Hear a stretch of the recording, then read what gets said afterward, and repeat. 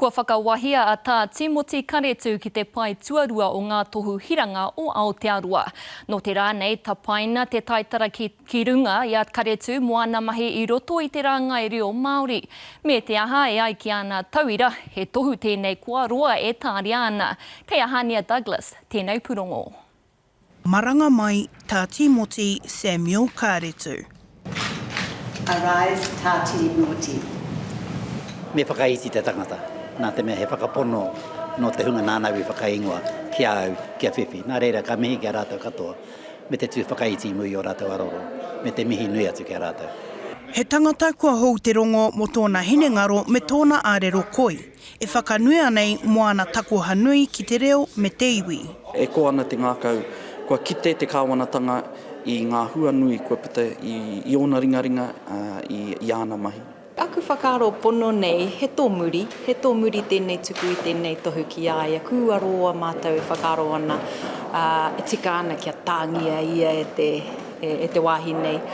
Hoi anō, kua tau te māramatanga ki roto ki tēnei iwi e whakanui ana i aia. Ko Karetu te kai komihana tuatahi o te taurawhiri i te reo Māori.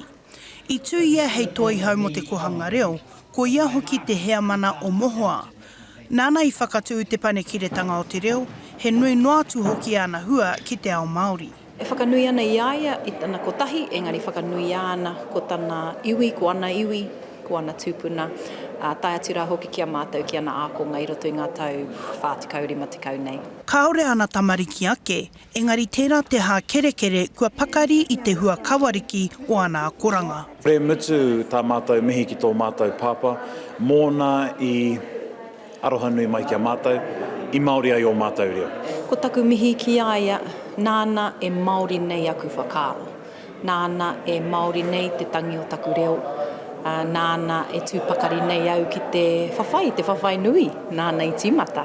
E piripono ana tēnei tā i runga i te whakapono, me ora tonu te reo Māori, aha rea kenei. He mokopuna wā tātou karani ka pānga mai ki te ao, engari hei tuku kia rātou ata wā kia rātou. No reira puritia kia kaha tātou, e kore ngaro ki te kaha tātou. Tamaitia kona ki te kāinga, tuana ki te ao, tauana. Hania Douglas, Te Karere.